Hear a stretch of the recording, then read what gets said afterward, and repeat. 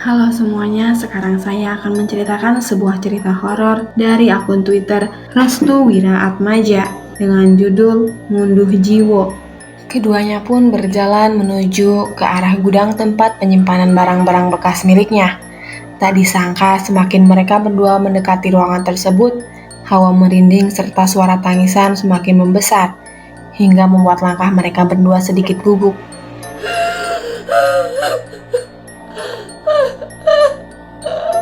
Pak Sumardi dan Ibu Sumi pun kemudian membuka kamar gudang tersebut.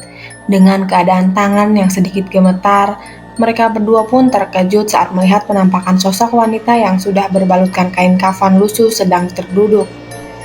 Lalu tidak berselang lama sosok wanita itu menengok ke arah Pak Sumardi dan Ibu Sumi, sembari mengucapkan kalimat menakutkan. Tolong, bebaskan saya. Part 2, 7 hari sebelum pesta. Di part ini akan menjelaskan terkait penyebab kematian dari si wanita tersebut. Wanita itu menangis sembari kedua tangannya menggaruk-garuk bagian bawah kemaluannya. Lalu bersamaan dengan itu, muncul cairan yang menetes secara perlahan. Semerbak bau busuk mulai tercium. Pak Sumardi segera menarik tangan istrinya, akan tetapi Ibu Sumi hanya terdiam sembari menatap sosok wanita pengantin yang baru saja ia mandikan tadi pagi. Nak, ayo pulang ke alammu. Akan tetapi sosok pengantin tersebut justru marah. Ia kemudian mengangkat kedua tangannya dan menekuknya hingga terbalik. Suara hentakan tulang terdengar jelas. Pak Sumardi sudah tidak tahan. Ia kemudian menggapai gagang pintu dan menutup ruangan tersebut rapat-rapat. Ibu Sumi menangis terseduh-seduh saat dirinya mengetahui ada sesuatu yang memang sudah terjadi pada arwah pengantin tersebut. Bagi orang-orang yang memang dikhususkan untuk bisa merasakan luapan emosi arwah, Ibu Sumi dan Pak Sumardi kerap kali mendapatkan hal-hal istimewa dari jenazah-jenazah yang sering ia mandikan. Salah satunya adalah jika ada jenazah yang meninggal dengan keadaan yang tidak wajar. Arwah dari jenazah tersebut akan hadir di malam hari saat dimana dirinya dimakamkan. Lalu biasanya arwah dari jenazah tersebut akan meluapkan emosinya di hadapan Ibu Sumi dan Pak Sumardi dengan bentuk yang berbeda-beda. Ada yang berbentuk dengan raut wajah yang seram, marah, penuh dengan kekesalan, tangisan, atau bentuk lainnya seperti sesuatu yang tidak biasa. Sesuatu yang tidak biasa inilah yang terkadang mengganggu Ibu Sumi dan Pak Sumardi. Ia bahkan harus rela menahan rasa sakit yang dirasakan oleh arwah tersebut untuk nantinya akan mereka berdua sampaikan terkait penyebab kematian dari jenazah tersebut. Dan sesuatu yang tidak biasa itu disebut dengan teror sepanjang hari. Jawa Tengah, 1 tahun setelah kejadian tersebut, 7 hari sebelum pesta pernikahan. Duh, cantik sekali kamu, Din, ucap Bi Imah, selaku orang yang biasa merias pengantin. Dini Puspitasari namanya. Dia adalah seorang wanita yang sudah menginjak usia matang untuk melanjutkan kehidupannya ke jenjang selanjutnya. Dipersunting oleh pria kaya asal desa sebelah. Dini sangat bangga. Ia bahkan terus-menerus mendatangi Ibu Imah, perias pengantin milik pribadi keluarga suami. Dini semakin yakin jika di hari pernikahannya, dia akan mendapatkan kecantikan yang buat orang-orang terpesona, terkhusus keluarga suaminya. Setelah Dini berkunjung ke rumah Bu Imah, sang calon suami yang bernama Bagus Pramulyo Hantoro, biasanya sudah menunggu di depan rumah Bi Imah dengan mobil berjenis Toyota Corolla Cross berwarna putih. Sembari mengepus rokok kreteknya, Bagus sedang menikmati hari-hari menuju pernikahan antara dirinya dengan wanita yang sangat dia cintai, yaitu Dini Puspitasari. Tidak berselang lama, wanita yang ditunggunya keluar dari rumah. Seperti biasa, Dini menyelami tangan Bu Imah dan mencium kedua pipinya dengan pipi. Duk, jangan lupa, ini sisirnya sama bunga melatinya. Kalau bisa, kamu makan melati ini di 7 hari sebelum pesta pernikahan kamu. Oh iya, satu lagi. Sisir ini hanya boleh kamu sisir di pagi, siang, dan malam ya. Jangan sesekali menyisir rambutnya di malam hari.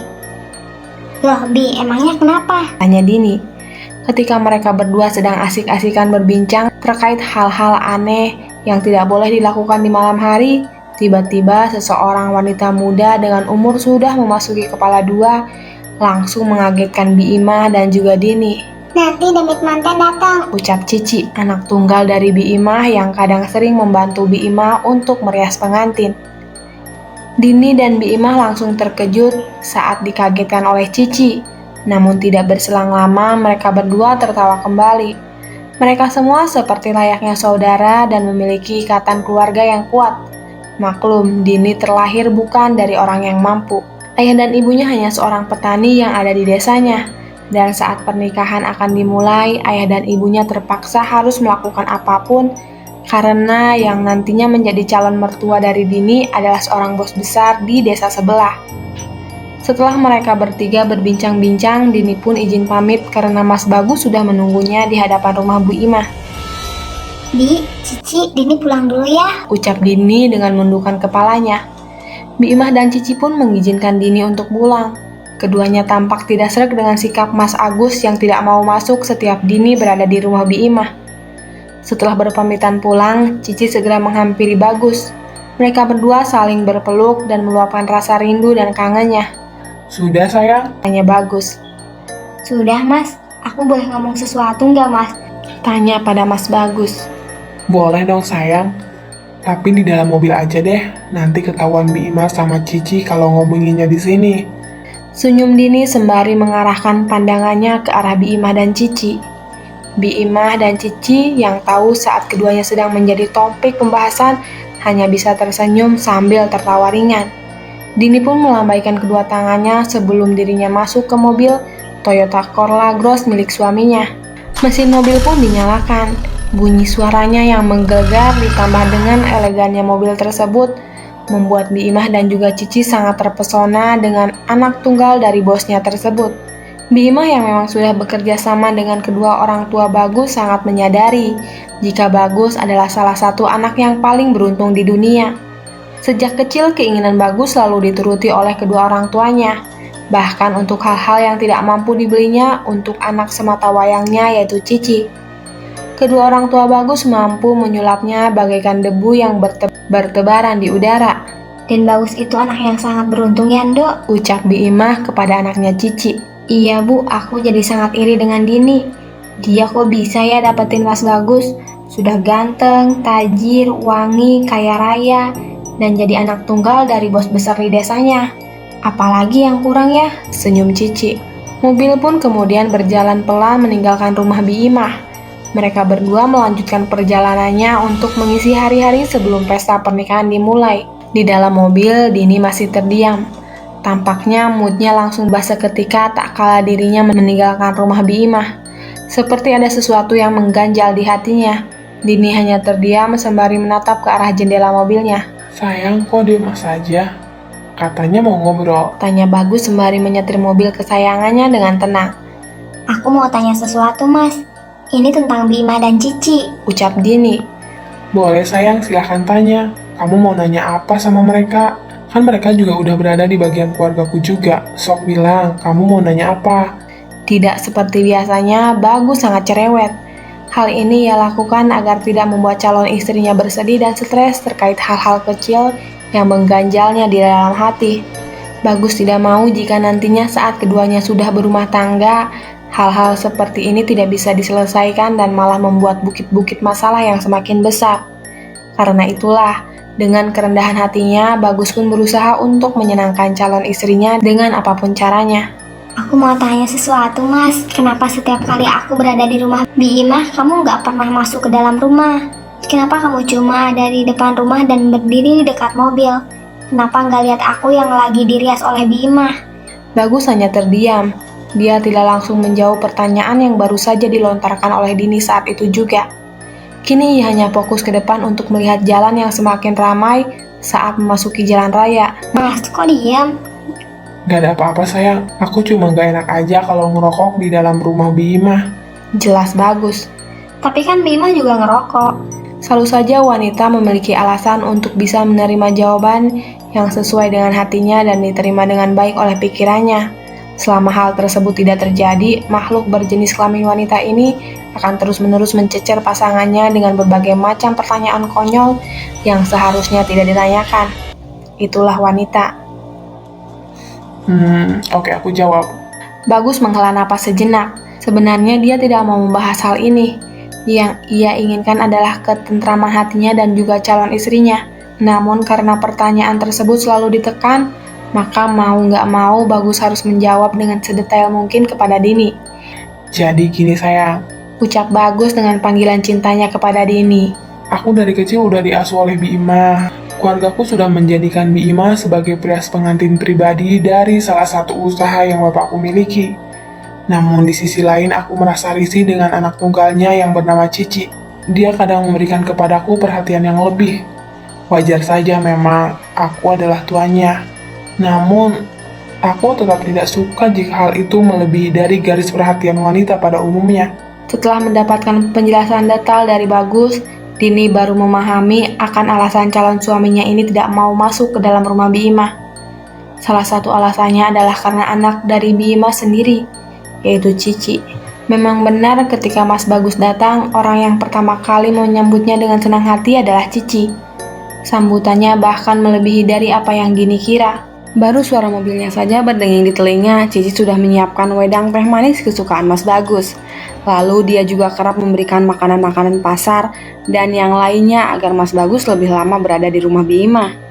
Lagi-lagi Dini kembali terdiam. Entah hati seorang wanita terbuat dari apa. Jika bisa diibaratkan, hati wanita layaknya kain sutra yang memiliki tekstur yang halus, lembut namun tidak licin, sama seperti hati wanita. Hatinya sangat sensitif dan sulit menerima banyak alasan yang tidak sesuai dengan kata hatinya. Walau bibir mengucapkan kata tidak, hati wanita tidak seperti itu. Justru hati wanita adalah salah satu perasaan yang sulit untuk ditebak dan disangka-sangka. Kamu marah lagi ya sayang? Tanya Bagus. Enggak, aku nggak marah. Halah bohong, buktinya pipinya langsung merah. Goda Bagus. Bagus pun mencoba membuat guyonan yang menjadikan mood Dini menjadi lebih baik. Dan benar saja, atas godaan dan guyonannya tersebut, Dini kembali tersenyum. Bagus benar-benar sudah berhasil meluluhkan hati Dini yang terkadang mudah dipengaruhi oleh orang lain. Selain itu juga, Bagus sudah berhasil membuat Dini menjadi wanita yang sempurna. Dia benar-benar tidak memandang siapa keluarga Dini, entah itu petani, orang kaya, pengusaha, pejabat, atau yang lainnya. Bagus tetap mengedepankan cinta dan kasih sayang dibanding ribuan derajat yang mampu membutakan mata cintanya. Sayang, kalau ada apa-apa bilang ya. Biar aku tahu, 1 minggu lagi kita mau menikah. Masa kamu kalau ada masalah masih diem-diem aja? Kan biar aku juga tahu. Iya sayang, maafin aku ya. Bagus mengelus rambut Dini. Dini menyandarkan kepalanya di pundak Bagus. Sungguh indah kisah percintaan mereka. Di saat bunga sedang bermekaran, lebah yang menghinggap dengan senang hati memberikan madu. Di saat dua pasangan sedang bermesraan, kisah cinta akan menjadi sebuah catatan baru dalam kehidupan yang semu. Perjalanan kembali dilanjutkan. Waktu sudah menunjukkan pukul 17.25. Bagus mempercepat laju mobilnya. Setelah membawa Dini memutari tempat-tempat yang ia sukai, kini saatnya Bagus mengantarkan calon istrinya pulang ke rumah. Walau bagaimanapun juga, Bagus tetap mengedepankan kehormatan kedua orang tuanya. Ia dididik menjadi pria sejati yang taat akan aturan yang telah dijalankannya. Hati yang sudah terbentuk menjadi seorang satria sejak dini. Hal ini dikarenakan didikan dari kedua orang tuanya yang begitu menjunjung tinggi kehormatan serta sifat lemah lembut yang dimiliki oleh Bi Ima sewaktu mengasuhnya di waktu kecil. Sesampainya di rumah Dini, Bagus mematikan mesin mobilnya. Suara derungan dari mobil tersebut membuat kedua orang tua Dini segera keluar dari rumahnya dan menyambut calon mantu tercintanya. Bagus dan Dini pun keluar dari mobil. Mereka berdua menerima sambutan hangat dari kedua orang tua Dini, yaitu Pak Terjo dan Bu Sri. Assalamualaikum, Ucap Dini. Waalaikumsalam, kalian sudah pulang toh? Bapak dan Ibu kira kalian akan lama jalan-jalannya. Ucap Pak Terjo. Enggak lah Pak, kan kami berdua sebentar lagi akan menikah. Jadi kami lebih memilih untuk jalan-jalan di sekitaran desa saja, sekaligus mengantarkan Dini ke Bi Ima. Jelas Bagus. Oh begitu, Bi Ima sehat? Tanya Pak Terjo. Alhamdulillah beliau sehat Pak. Oh ya, karena sudah sore, Bagus mau langsung pulang ya. Pak, Bu, ucap Bagus. Loh, Den Bagus, gak mau mampir dan makan kolak singkong buatan ibu mertuamu dulu, ucap Pak Terjo dengan candaan khasnya. Aduh Bapak, bisa aja. Kebetulan ibu sama bapak di rumah udah nunggu. Malam ini kami mau membahas terkait dengan pernikahan. Jadi aku mau cepet-cepet semuanya dibereskan, jelas Bagus. Mendengar kalimat tersebut, hati Pak Terjo dan Ibu Sri menjadi terenyuh. Keduanya benar-benar tidak menyangka jika calon mantunya benar-benar mempersiapkan semuanya seorang diri. Sedangkan Pak Terjo dan Bu Sri mereka berdua hanya bisa memberikan doa dan bantuan lainnya yang mungkin tidak seperti layaknya keluarga Bagus yang memiliki segalanya untuk dipersiapkan. Nah, sebelumnya kami sekeluarga mengucapkan rasa syukur dan terima kasih yang banyak ya nak. Kami tidak menyangka sebentar lagi derajat kami akan diangkat oleh Tuhan melalui pernikahan kalian berdua. Semoga selama pernikahan berlangsung tidak ada kendala dan gangguan aneh-aneh. Amin Pak, Bu, Bagus minta doanya. Semoga putri Bapak dan Ibu gak ngebekan terus ya, canda Bagus. Dini pun langsung mencubit perut Bagus dan sontak saja Bagus langsung berteriak sambil tertawa kegirangan. Mereka semua pun tertawa dengan hal kecil seperti itu. Benar-benar kebahagiaan yang diciptakan oleh diri sendiri. Mereka semua berhasil memberikan kebahagiaan yang layak untuk bisa melanjutkan kehidupan selanjutnya. Selesai berpamitan dengan Pak Terjo dan Bu Sri, Bagus pun segera memasuki mobil antiknya. Aku pulang dulu ya, Assalamualaikum. Waalaikumsalam. Mobil pun melaju meninggalkan halaman rumah Dini dan menuju ke sebuah desa yang bernama Tejo Kromo. Ia kemudian sejenak membuka jendela hanya untuk melihat wajah cantik calon istrinya, Dini. Seketika Dini memperlihatkan senyuman indahnya seperti layaknya bulan purnama yang memiliki keindahan sinarnya. Desa Tejo Kromo adalah desa yang sejahtera. Dilihat dari tempatnya yang berada di bagian atas, desa Tejo Kromo diberkati dengan tanah yang subur dan warganya memiliki profesi yang berbeda-beda. Ada yang berprofesi sebagai peternak, tukang kayu, petani, bahkan banyak dari mereka memiliki dan memilih untuk menjadi pengusaha kain.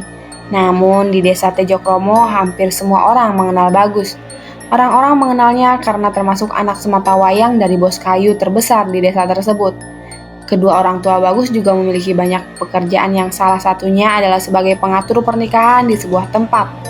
Tidak heran jika saat musim nikah tiba, keluarga Bagus akan sangat sibuk untuk mengatur seluruh kegiatannya yang berkaitan dengan pernikahan. Sesuai dengan apa yang sudah diceritakan oleh Bagus, Biimah adalah orang yang sangat penting di keluarganya. Berkat Biimah, kedua orang tua Bagus memiliki usaha tambahan dan menjadikannya sebagai orang tersukses di desa Tejo Kromo. Namun berbeda dengan apa yang sudah terjadi dan selalu terdengar di masyarakat, keluarga dari Bagus tidak hanya dikenal dengan hal-hal baik saja. Ada satu aib yang sangat populer di desa Tejo Kromo terkait dengan keluarga Bagus. Warga desa telah mengetahui kegagalan Bagus dalam membangun keluarga. Bagus sudah 2 kali gagal membangun keluarga karena setiap kali dirinya menikah, istri yang dinikahinya langsung meninggal dunia. Dan itu biasanya terjadi setelah beberapa hari pernikahannya berlangsung. Tidak heran jika orang-orang menyebut Bagus sebagai duda muda di desanya. Oleh sebab itulah kedewasaan dari Bagus tidak diragukan lagi. Dia mampu membuat para wanita yang dicintainya luluh dengan apa yang dia lakukan. Rumor yang buruk di keluarga Bagus ternyata hanya diketahui oleh sebagian orang. Mereka yang mengetahui hal tersebut biasanya orang-orang yang berasal dari keluarga korban atau mantan istri Bagus. Lalu tersebar ke beberapa penjuru warga hanya untuk memberikan kepercayaan terkait dengan hal aneh yang dianut oleh keluarga Bagus sendiri. Namun rumor yang dibagikan oleh warga tidak diindahkan oleh orang-orang yang tetap memuja dan memuji keluarga Bagus. Mereka juga sudah berkecimpung dalam pekerjaan yang dimiliki oleh orang tua Bagus tidak akan mempercayai rumor kotor yang disebarkan oleh orang-orang yang memang tidak menyukai keluarga Bagus. Mobil berhenti di sebuah rumah mewah yang berada di tengah-tengah desa. Rumah yang dibangun di atas tanah yang sangat subur itu memiliki banyak sekali tanaman di depannya. Gerbang rumah yang menjulang tinggi hingga terdapat beberapa orang yang sering berlalu lalang karena memiliki urusan dengan kedua orang tuanya tampak menundukkan kepalanya ketika Bagus mendatangi rumah. Dan Bagus datang, ucap salah seorang menundukkan kepalanya di saat mobil Bagus mulai memasuki gerbang rumah. Dari dalam rumah, keluar seorang wanita dengan rambut yang disanggul dan berjalan layaknya seorang putri. Dia adalah ibu dari Bagus yang bernama Ning Putri Melati. Orang-orang memanggilnya sebagai Bunda Melati. Hal ini dikarenakan Bunda Melati layaknya seorang ibu dari orang-orang warga desa Tejo Kromo. Dia sangat peduli dengan keluhan yang disampaikan oleh banyak warga. Dia juga tidak segan untuk membantu para warga untuk segera menikah dengan pembiayaan merias pengantin yang sangat murah meriah. Akan tetapi, kejadian-kejadian aneh biasanya terjadi saat para warga yang menikah dengan tawaran yang sangat menarik dari Bunda Melati. Biasanya para pengantin yang mendapatkan tersebut beberapa hari setelahnya akan jatuh sakit. Bunda Melati berjalan menuju Bagus yang baru saja turun dari mobilnya. Bagus yang mengetahui kedatangan bundanya, ia pun menundukkan pandangannya sebagai tanda hormat kepada orang tuanya. "Bunda, kamu yakin akan menikah dengan putri petani itu?" tanya Bunda Melati. Bagus hanya terdiam. Di hadapan ibunya, nyalinya menjadi ciut. Ia seakan tidak berani mengatakan apapun tak kala sudah berhadapan dengan ibundanya sendiri. Yang Bagus rasakan, ibunya seperti memiliki aura khusus yang membuat orang-orang menunduk tanpa diminta. Karena itulah, pantas para warga yang ada di desa Tejo Kromo sangat menghormati Bunda Melati. Wibawa yang dimilikinya membuat para warga sangat ketakutan saat dirinya sudah berada di dekat dengan Bunda Melati. Sebentar lagi bunga melati bermekaran. Musim nikah akan tiba dan kamu berada di musim nikah. Semoga sisir yang nantinya diberikan oleh Bi Imah kepada calon istrimu bukanlah sisir yang nantinya akan menjadi perhitungan selanjutnya, kilas Bunda Melati. Bagus pun langsung merendahkan tubuhnya hingga tubuhnya hampir bersujud dan mencium kedua kaki ibunya tersebut. Bagus seperti menolak dengan apa yang menjadi tawaran ibunya terhadap calon istrinya. "Bagus, mohon Bunda, tolong jangan berikan sisir yang bercampur serbuk bunga melati. Sudah 2 kali aku gagal membangun keluarga. Apakah Bunda tega dengan Bagus?" Bagus memohon-mohon kepada ibunya untuk tidak memberikan sisir bercampur serbuk melati kepada calon istrinya. Dia tahu, sisir yang dimaksud bukanlah sisir biasa, dan bunga melati yang diberikan oleh Bi Imah bukanlah sembarangan bunga melati pada umumnya. Bunda Melati pun merendahkan tubuhnya sembari mengelus rambut anak tunggalnya itu. "Aku tidak yakin kamu akan membangun keluarga, anakku. Jangan lupakan janji yang sudah dibuat oleh keluarga kita." Bunda Melati pergi meninggalkan Bagus yang masih menundukkan kepalanya hingga menyentuh tanah itu. Tidak berselang lama, kedua mata Bagus meneteskan air mata. Ia begitu merasakan kesedihan yang tiada tara tak kala ibunya mengatakan hal tersebut kepadanya. Seperti ada luka lama yang dirasakan oleh Bagus. Sisir dan melati adalah sebuah musuh utama yang tidak ingin ia temui lagi dalam hidup. Karena kedua istrinya juga meninggal karena hal tersebut. Oleh sebab itu, Bagus tidak ingin semuanya terjadi. Ia ingin melepaskan semuanya dan tidak lagi terikat dengan ajaran sesat yang diajarkan pendahulunya yang kini menjatuhkan ketakutan dan kutukan itu kepada dirinya. 6 hari sebelum pesta pernikahan. Pagi hari yang indah, Dini sudah membantu kedua orang tuanya untuk pergi ke sawah. Seperti biasa, sebelum dirinya pergi ke sawah, Dini selalu melakukan apa yang diperintahkan oleh Bi Imah, yaitu memakai 1 buah bunga melati dan menyisir rambutnya di kala pagi, siang, dan sore. Bi Imah melarang kepada Dini untuk memakan bunga dan menyisir rambutnya di malam hari, entah karena ada pantangan khusus atau yang lainnya. Menurut Bi Imah, hal yang nantinya akan terjadi adalah sebuah kekacauan dalam hidupnya. Namun kalimat yang masih membuat Dini terngiang-ngiang hingga saat itu adalah perkataan dari Cici yang memberikan alasan tidak masuk akal terkait dengan larangan tersebut. Cici mengatakan jika nantinya Dini melanggar pantangan tersebut, Dini akan dihadiri oleh demit pengantin yang akan menerornya setiap hari. Sembari bercermin, Dini kemudian memakan 1 bunga kembang melati sembari menyisir rambutnya dengan halus. Perpaduan rasa sepat dan sedikit manis dengan aroma harum dan khusus dari bunga melati tersebut membuat Dini merasa melayang olehnya. Setelah memakan kembang melati dan menyisir rambutnya, Dini kemudian keluar dari kamarnya dan membantu kedua orang tuanya yang sudah berada di sawah.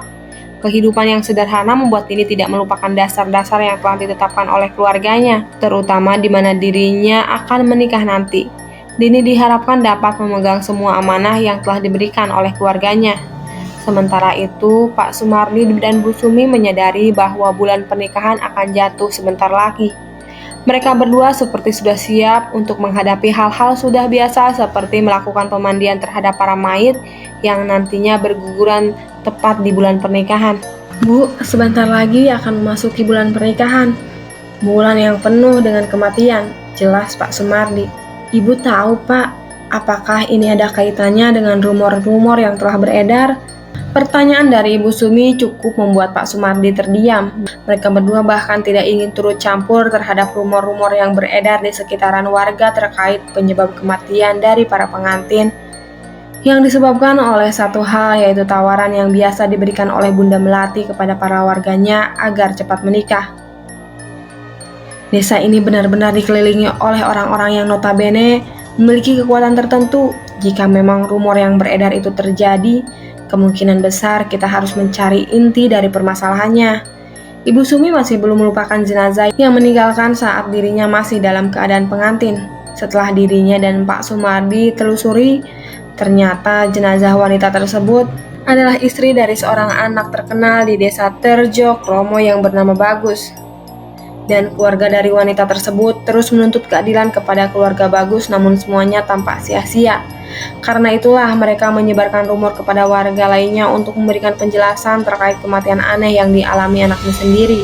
Namanya Kusumawati. Dia adalah korban ke-8 terhitung semenjak kita memandikan jenazah yang hampir semuanya pengantin. Ke-8 jenazah tersebut benar-benar dirias oleh satu orang yang sama, yaitu pria pengantin pribadi dari keluarga orang terkenal di desa ini. Karena kekayaannya, jelas Ibu Sumi. Namanya Kusumawati. Dia adalah korban ke-8 terhitung semenjak kita memandikan jenazah yang hampir semuanya pengantin. Ke-8 jenazah tersebut benar-benar dirias oleh satu orang yang sama, yaitu pria pengantin pribadi dari keluarga orang terkenal di desa ini karena kekayaannya, jelas Ibu Sumi. Ketika Ibu Sumi menyebutkan nama Biimah, dadanya begitu sesak dan jantungnya berdegup kencang. Ibu Sumi seperti menaruh kecurigaan yang sangat besar kepada salah seorang warga desa yang sejak dulu bekerja di keluarga Bagus ini. Seakan menjadi gambaran terbaru dari Ibu Sumi dan Pak Sumardi. Mereka kemudian pun mengunjungi rumah korban ke-8 yang bernama Kusumawati. Tujuan mereka tidak lain dan tidak bukan adalah ingin mencari tahu terkait kematian aneh yang terjadi kepada korban ke-8 ini. Keinginan mereka hanyalah satu. Sebelum musim pernikahan tiba, mereka berdua bisa menghentikan ini semua dengan mengaitkan beberapa pihak. Jika tidak, maka korban-korban selanjutnya akan berguguran. Keberadaan rumah Kusumawati, korban ke-8 dari pengantin. Pak Sumardi dan Bu Sumi mengunjungi rumah keluarga Kusumawati. Seperti biasa, kedatangan mereka benar-benar sangat ditakuti oleh para warga. Setiap kali Pak Sumardi dan Bu Sumi mendatangi rumah warga, itu menandakan telah terjadinya kematian dari salah satu anggota keluarga. Namun berbeda untuk kali ini, kedatangan dari Pak Sumardi dan Ibu Sumi benar-benar menginginkan titik terang terkait dengan 1 tahun setelah kematian dari Kusumawati. Saat mereka tiba di rumah keluarga Kusumawati, seorang pria muda yang diyakini sebagai adik almarhum Kusumawati menyambut kedatangan keduanya. Pak Sumardi, Ibu Sumi, ada apa ya? Apakah ada kabar dari desa jika salah satu keluarga kami ada yang meninggal dunia? Tanya pria tersebut. Pak Sumardi dan Ibu Sumi hanya tersenyum. Tidak berselang lama, anggota keluarga lainnya juga mulai keluar secara bersamaan. Mereka semua menyambut kedatangan Pak Sumardi dan Ibu Sumi yang tidak seperti biasanya mengunjungi rumah warga kecuali jika memang ada tugas dari desa untuk memandikan jenazah. Pak Sumardi, Ibu Sumi, tumben kalian berdua mengunjungi rumah kami. Apa ada sesuatu hal yang memang terjadi pada keluarga kami? Tanya orang tua Kusumawati. Tidak Pak, Bu, kami berdua ingin bersilaturahmi saja. Semestinya setelah 1 tahun kita mendapatkan sebuah kasus yang aneh dalam sejarah pemandian jenazah di hidup kami ingin menanyakan banyak hal. Sebelumnya, pria muda ini bernama siapa? Tanya Ibu Sumi. Pria muda yang diyakini sebagai adik almarhumah Kusumawati pun terkejut saat dirinya menjadi pembahasan pertama dalam obrolan yang disajikan oleh Pak Sumardi dan keluarganya. Nama saya Jaka Kusuma, Bu. Ibu Sumi hanya tersenyum. Ia kemudian kembali menatap ke arah orang tua almarhum Kusumawati dengan tatapan yang serius tapi sedikit santai. Dia bernama Jaka, Bu. Dia anak yang paling bungsu dari keluarga kami. Semenjak kematian Kusumawati, kami berdua benar-benar dalam keadaan yang menderita. jelas orang tua Kusumawati. Kalau boleh tahu, apakah benar Kusumawati dulunya dipersunting oleh anak dari bos kayu di desa ini? Namanya kalau tidak salah... Benar, dia adalah anak iblis. Dia keparat dan bajingan di desa ini, Bagus Pramulyo Hantoro. Dia sengaja menyunting putri kami hanya untuk ambisi orang tuanya.